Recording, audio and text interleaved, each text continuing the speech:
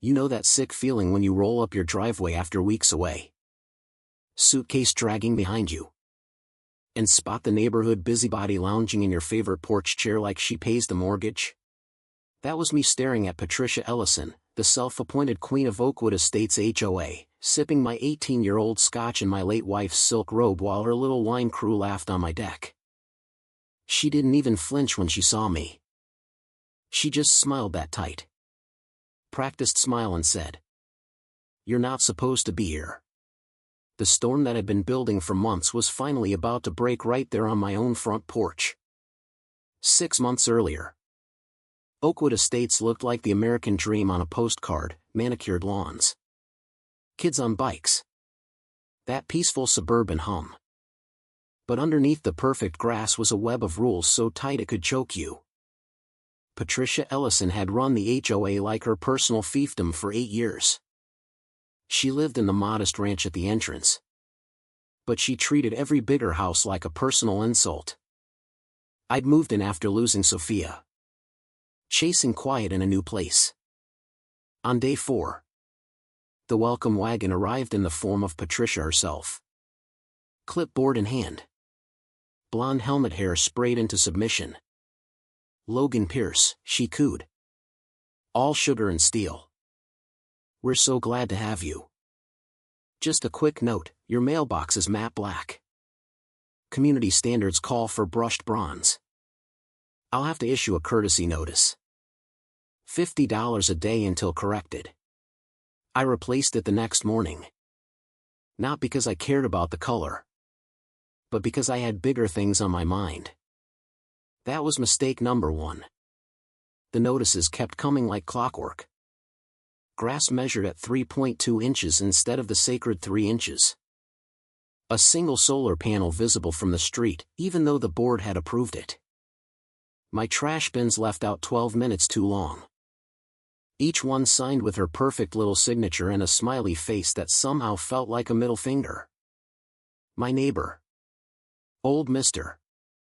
Harlan next door, leaned over the fence one afternoon while I was out measuring grass like a lunatic. "She's jealous of anyone living better than her little starter castle," he muttered. "Fined a family last year for having too many balloons at a kid's party. Said it was visual pollution." I laughed it off then. I shouldn't have. Work threw me a lifeline, a 4-week cybersecurity project in London. The HOA rules demanded written notice for any absence over 2 weeks, plus an emergency access key for the board's peace of mind. Patricia had pushed that rule through herself years ago. I hated it, but I complied. I emailed the board my exact dates, dropped the key in a sealed envelope at her house, and armed every camera and sensor in my smart home system. I didn't just lock the doors, I turned the whole place into a silent digital fortress. As the plane took off, I told myself I'd come back to peace. I had no idea the invasion had already begun. London kept me buried in code and meetings, but my phone never stopped buzzing with alerts from home. First it was the thermostat jumping from 68 to 74 in the master bedroom at 2 a.m. local time. Then the fridge log showed new items: oat milk, I'm lactose intolerant, organic kale smoothies, and a cheap box wine I wouldn't serve to my worst enemy. I told myself it was glitches, until the living room camera caught Patricia Ellison on my couch, feet up, wearing Sophia's favorite navy silk robe like it was hers. Her husband Gerald, quiet, balding, perpetually henpecked, poured her more wine from my cabinet.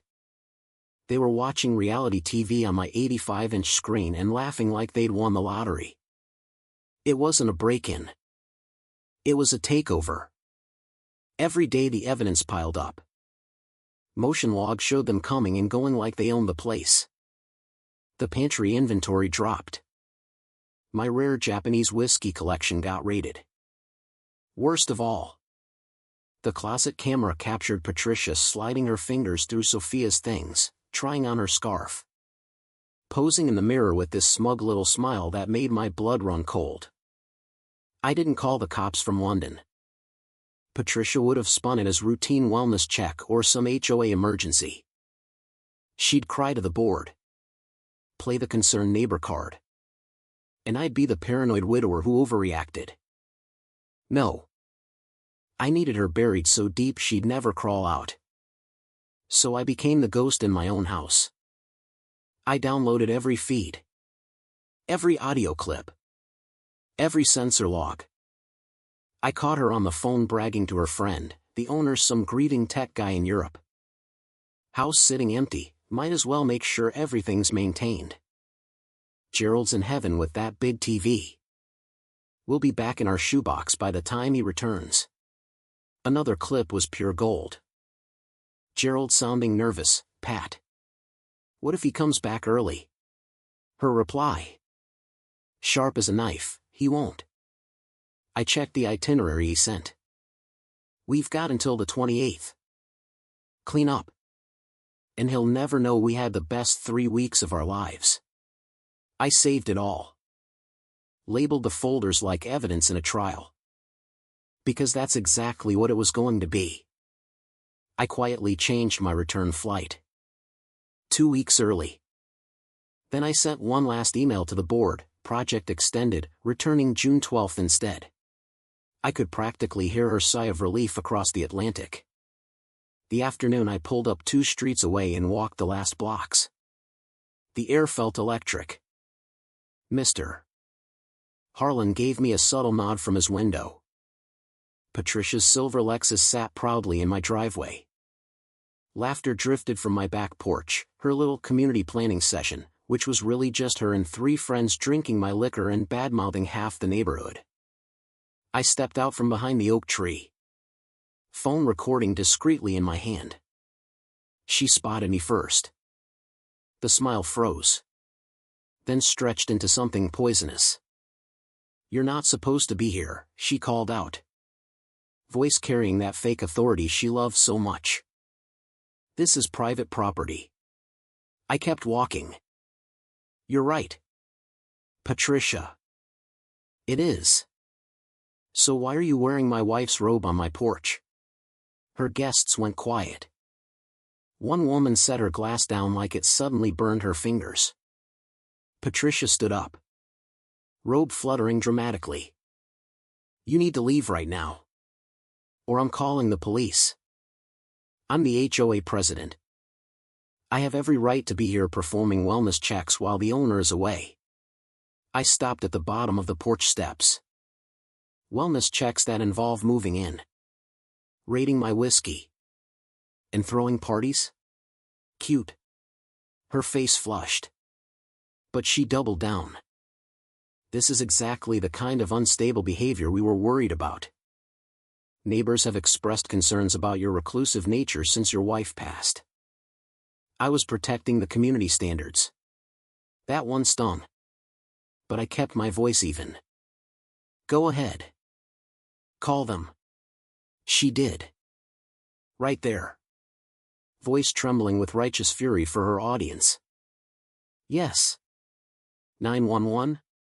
This is Patricia Ellison, president of Oakwood Estates HOA. There's an intruder on the property I'm responsible for. He's aggressive and refusing to leave. The sirens came fast. 2 cruisers pulled up. Lights painting the perfect suburban street in red and blue. Officers stepped out, young Officer Ramirez and veteran Sergeant Mills. Patricia launched into her performance. Officers. Thank God.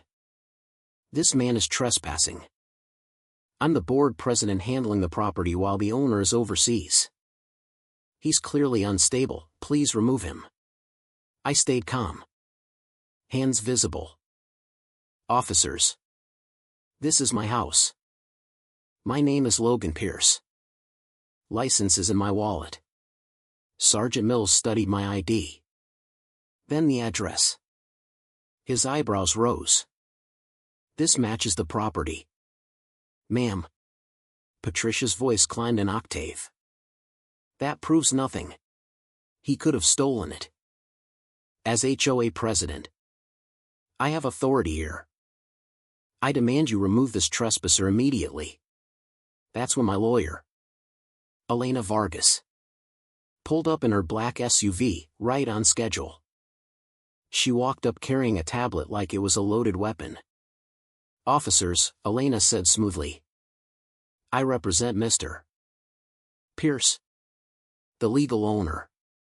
We have extensive evidence of unauthorized occupancy, theft, and fraud. Would you like to see it?" Patricia laughed, too loud, too forced. "This is ridiculous. I was conducting official inspections." Elena hit play. Patricia's own voice filled the porch. "He won't be back until the 28th. We've got until then." Gerald's in heaven with that big TV. The color drained from Patricia's face. The guests looked like they wanted the earth to swallow them.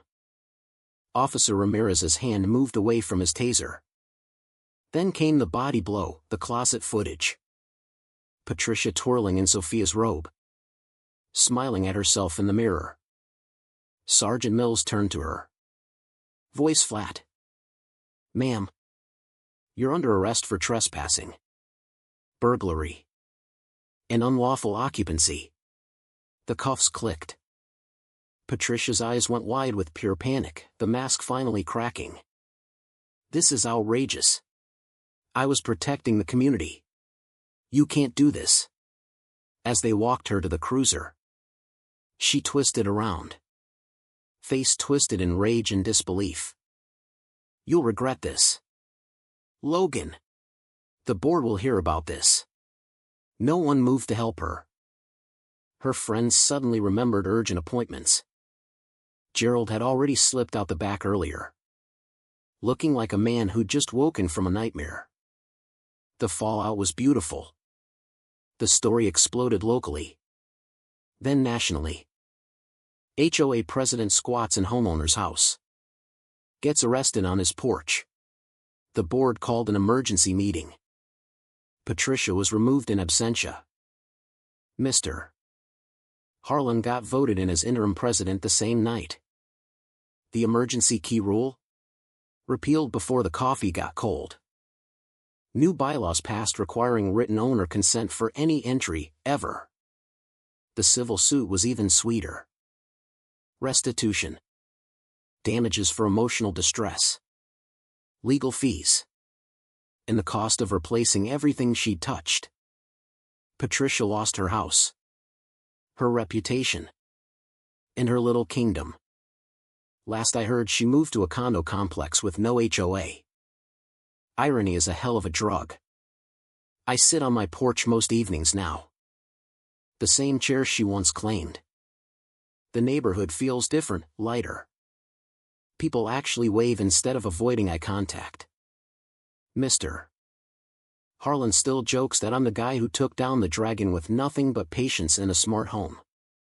But every once in a while I catch myself checking the cameras out of habit.